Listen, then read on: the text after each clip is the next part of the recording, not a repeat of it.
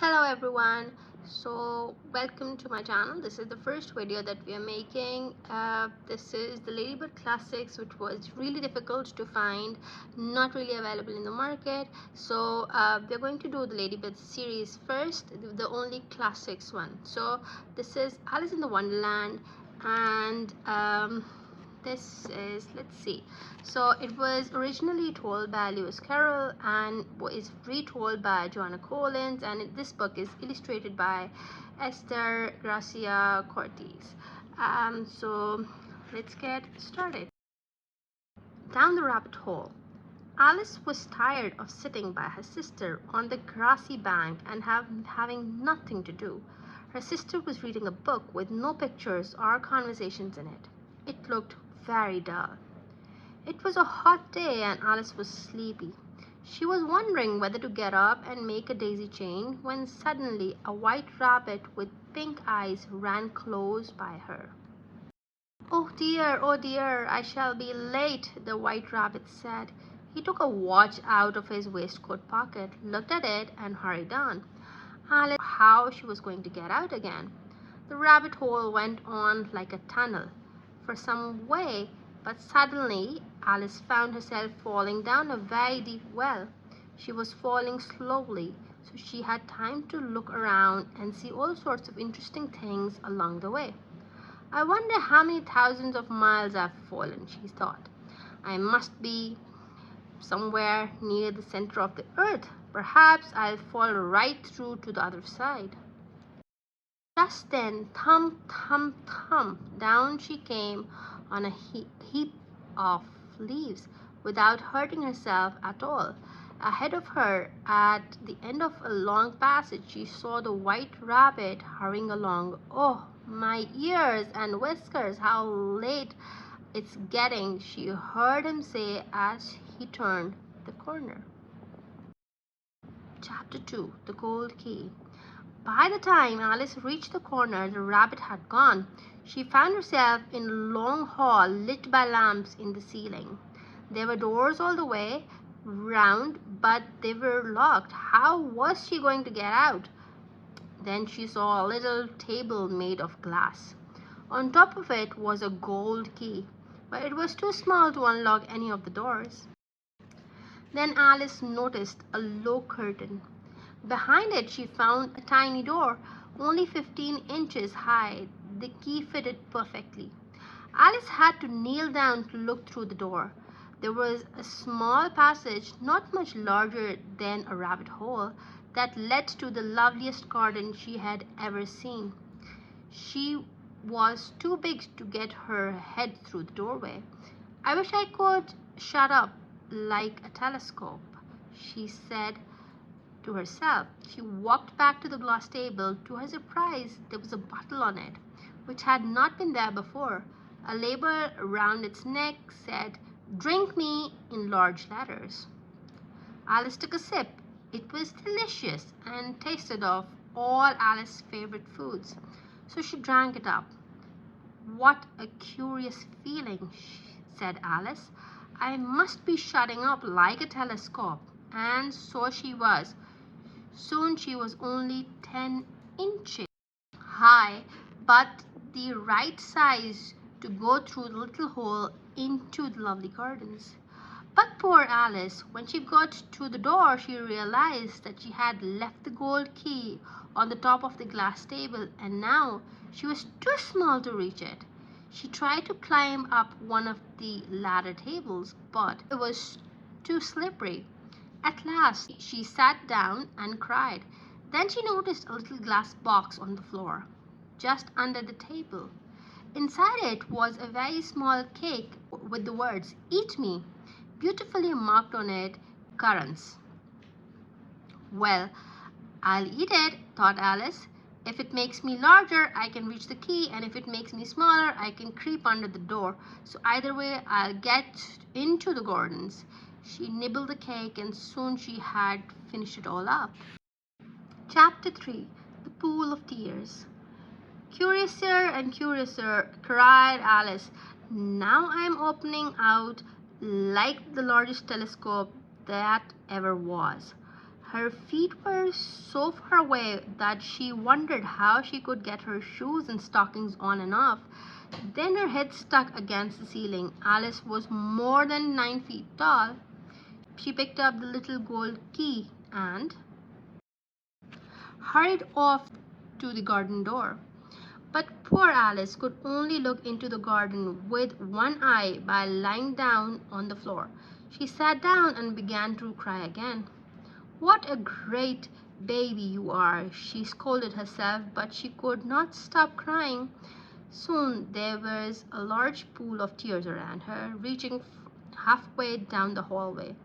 After a while she heard a pattering of feet in the distance. Alice dried her eyes and saw the White Rabbit coming back.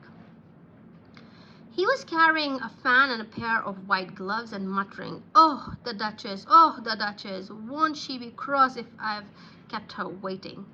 "Please, sir, could you help me?" asked Alice timidly. But when he saw her, the White Rabbit dropped his fan and gloves and scurried off as quickly as he could. Alice picked up the things he had dropped. It was very hot, so she began to fan herself. She felt very strange. "I'm not at all my usual self," she thought. "Perhaps I've changed into somebody else.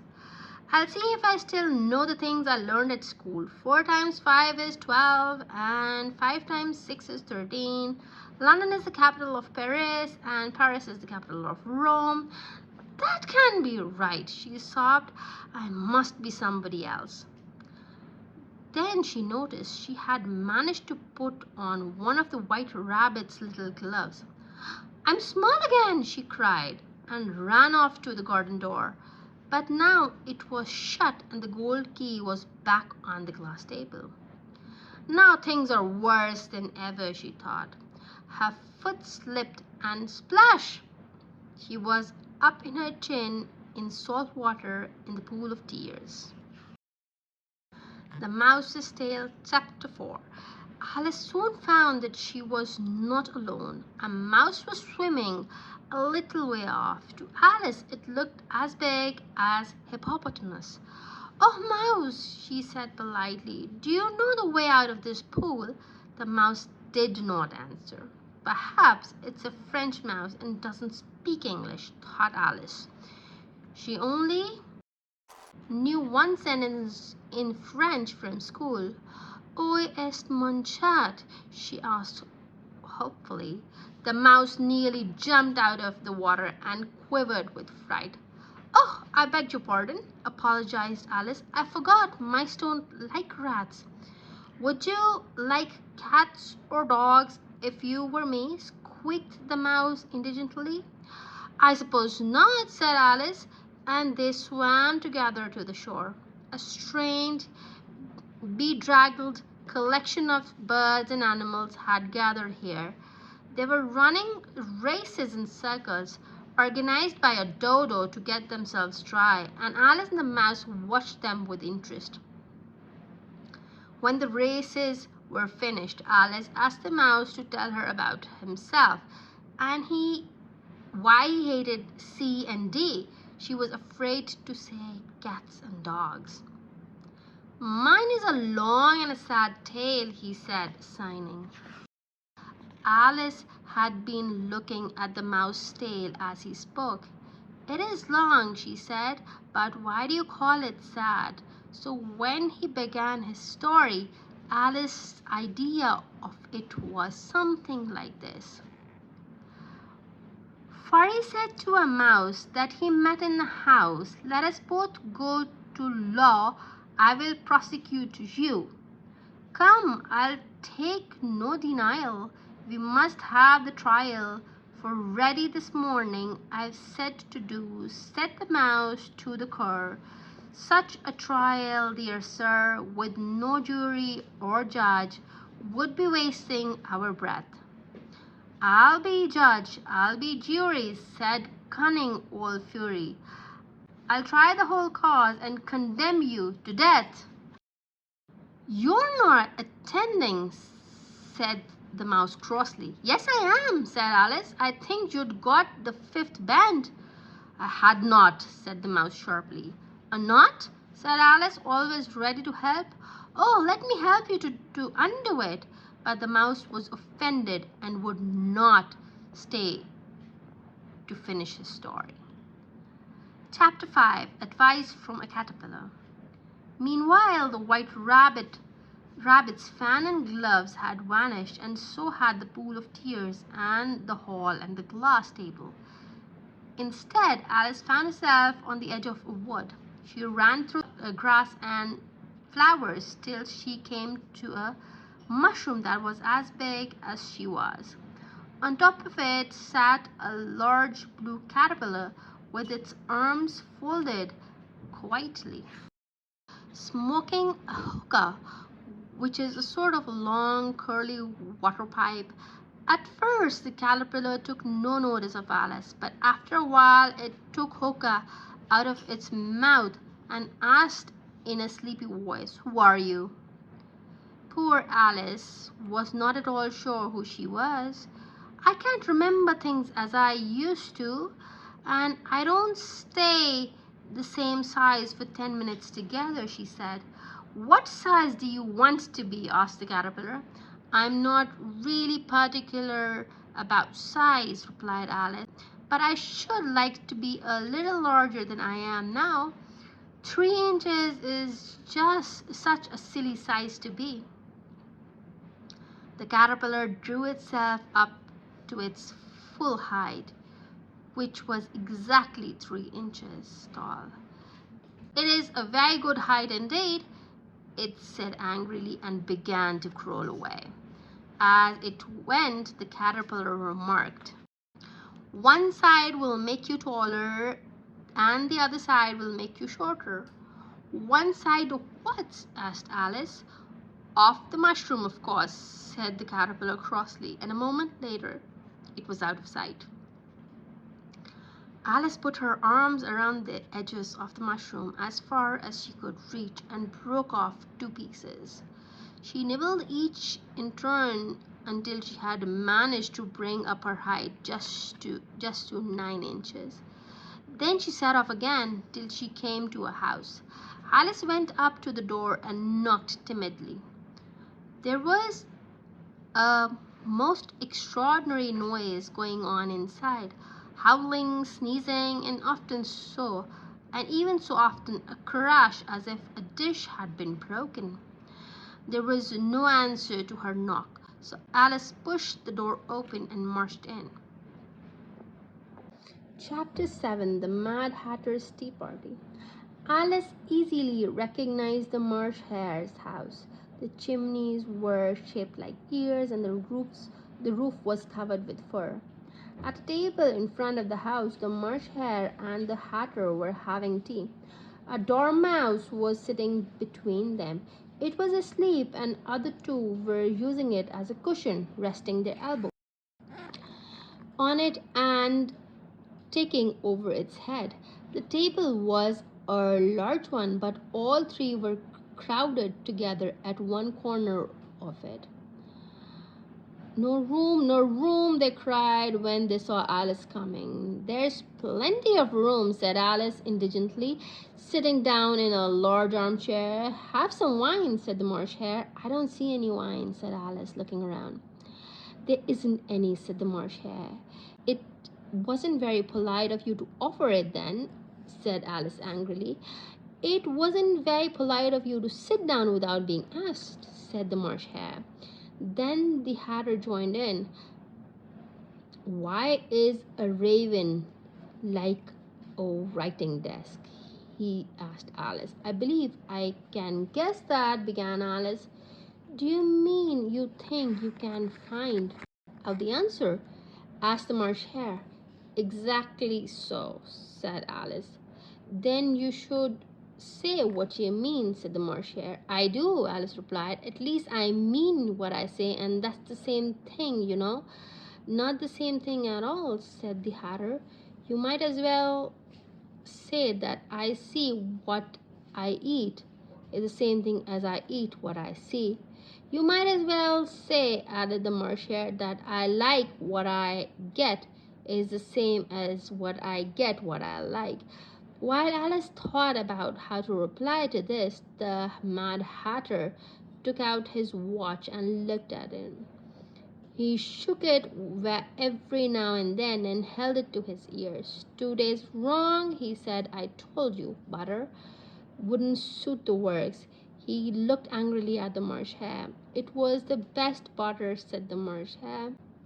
Yes, but some crumbs must have got in as well, the Hatter grumbled. You shouldn't have put it in with a bread knife. The Marsh Hare took the watch and looked at it gloomily. Then he dipped it in his cup of tea and looked at it again. Let's change the subject, he said. I vote the young lady tells us a story. But I don't know one, said Alice in alarm. Then the Dormouse shall, they both cried. Wake up, Dormouse! They pinched it on both sides at once, and the Hatter poured a little hot tea on its nose. I wasn't asleep, murmured the Dormouse. I heard every word you said. Tell us a story, said the Marsh Hare. Yes, please do, said Alice. Once upon a time there were three sisters, began the Dormouse in a great hurry. Their names were Elsie, Lacie, and Tilly, and they lived in the bottom of a well. What did they live on? Asked Alice. They lived on treacle, said the Dormouse.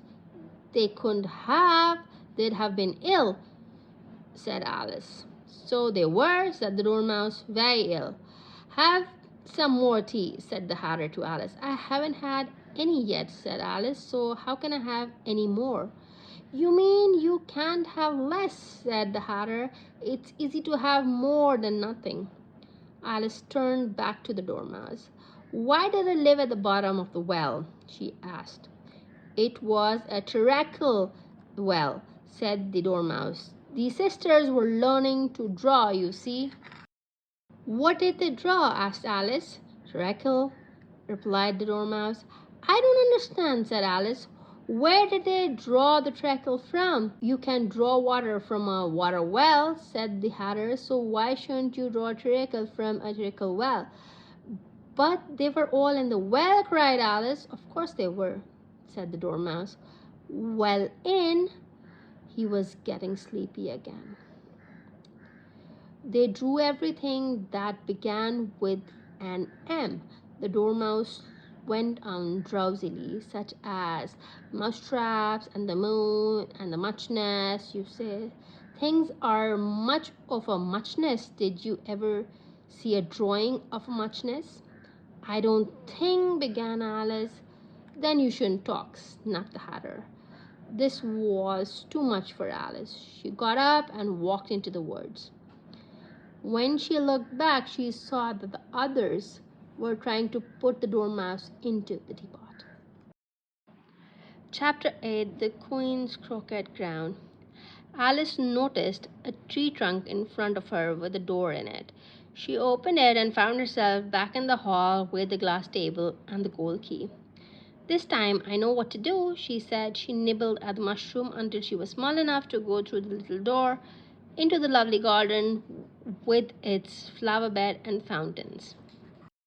Alice was surprised to see three gardeners busily painting a white rose tree red, and even more surprised when she saw that they were playing cards.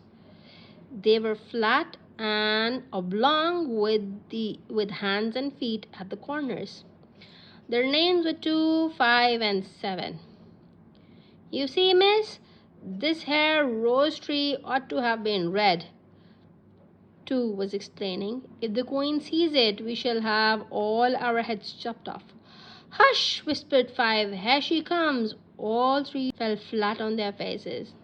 There was a sound of many footsteps, and Alice looked around, eager to see the Queen. First came 10 soldiers carrying clubs. Then came 10 courtiers decorated with diamonds. Then came 10 royal children, hand in hand with hearts on their tunics. Next came the guests, including the Duchess and the White Rabbit. And then came the Knave of Hearts, carrying a crown on a red velvet cushion. Last of all, in the grand procession, came the king and queen of hearts themselves. Alice curtsied and told the queen her name. I needn't be afraid of them, she thought. They're only a pack of cards. The queen looked at the gardeners, lying flat on on the ground. Turn them over, she said to the knave. The gardeners jumped up and started bowing to everyone. Off with their heads, cried the queen, and the procession moved off. You shan't be beheaded, said Alice, popping the gardeners into a large flower pot before the soldiers could catch them. Then she caught up with the procession. Get to your places, said the queen with a voice like thunder. It was the largest game of croquet Alice had ever seen. The balls were curled up hedgehogs, and the mallets were flamingos. The soldiers had to double up and stand on their hands to make the arches. By the time Alice had her flamingo in position to tap the ball, her hedgehog had uncurled and crawled away. The players didn't wait their turns and quarreled over their hedgehogs. The queen stamped about, shouting, Off with his head, or off with her head, every few minutes. Soon the game was over. All the players, except the king and the queen and Alice, had been sentenced to be beheaded. Alice was relieved to hear the king whisper to them, You are all pardoned.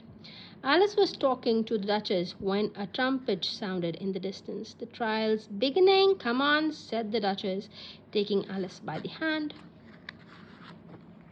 Chapter 9. Who Stole the Tarts? The courtroom was crowded with small birds and animals, as well as the whole pack of cards.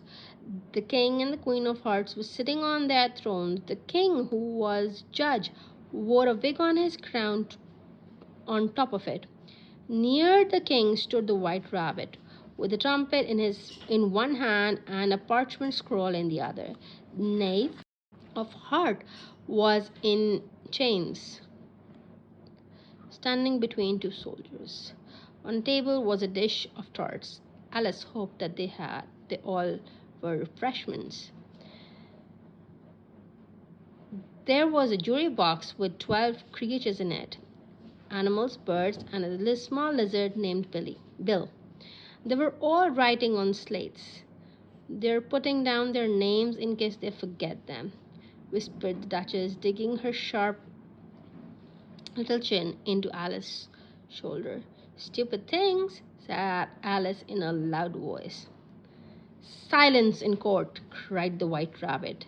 The jury were busy writing down stupid things. Bill the lizard's pencil squeaked. Alice could not stand that, so she went around behind him and quietly took it away. The poor little juror searched for it, then tried to write on his slate with his finger, but of course it made no mark. Harold, read the accusations, said the king sternly. The White Rabbit blew 3 blasts on his trumpet, unrolled his scroll, and read. The Queen of Hearts, she made some tarts all on a summer day. The Knave of Hearts, he stole those tarts and took them clean away. Consider your verdict, cried the king. Not yet, your majesty, the White Rabbit hastily interrupted. The trial comes first. Call the first witness, said the king. This was the Mad Hatter. He had a teacup in one hand and a piece of bread and butter in the other. You ought to have finished your tea by now, said the king. When did you begin? 14th of March, I think, said the Hatter. 15th, said the March Hare, who was also in the courtroom. 16th, said the Dormouse, who was sitting next to Alice. Write that down, said the king. The judge eagerly wrote it down and added it up. Give your evidence and don't be nervous, said the king, or I'll have you executed on the spot. While the Hatter was giving his evidence, the Dormouse complained to Alice, I wish you wouldn't sneeze me so. I can't help it, said Alice. I'm growing. Then grow somewhere else, grumbled the Dormouse. You've no right to grow here. "Call the next witness," said the king. The White Rabbit, in his shrill little voice, read out the name. "Alice." Chapter 10. Alice's Evidence. "Hey!" cried Alice. She jumped up, forgetting how large she had grown, and knocked over the jury box. The jurors went sprawling into the crowd. Alice picked them up and put them back in the box. "We cannot proceed till all the jury are in their proper places," said the king severely. Alice saw that the lizard was upside down, so she put him back the right way up. "What do you know about this business?" said the king. "Nothing," said Alice. "It's very important," said the king. "Unimportant, your majesty means," said the White Rabbit anxiously. Some of the jury wrote down important, some wrote unimportant, and some wrote both. Then the king read out, "Rule 42. All persons more than a mile high to leave the court." Everyone looked at Alice. "That's not a regular rule," protested Alice. "You've just invented it." "It's the oldest rule in the books," said the king. "Then it ought to be number 1, said Alice. "Consider your verdict," said the king. "No!" exclaimed the queen. "Sentence first, verdict after." "Stuff and nonsense!" cried Alice loudly. "The idea of having the sentence first." "Hold your tongue!" bellowed the queen. "I won't," said Alice. "Off with her head!" the queen shouted at the top of her voice. "Who cares for you?" said Alice. She had grown to her full size by this time. "You're nothing but a pack of cards." At this, the whole pack rose up in the air and came flying down on her. Alice gave a little scream, half of fright and half of anger, and tried to beat them off. All at once she found herself lying on the grassy bank. Her sister was gently brushing away some of the dead leaves that had fluttered down from the tree on Alice's face. "Wake up, Alice dear," she said. "What a long sleep you have had." Thank you very much. There are so many other books in the collection. We'll try to read them as well.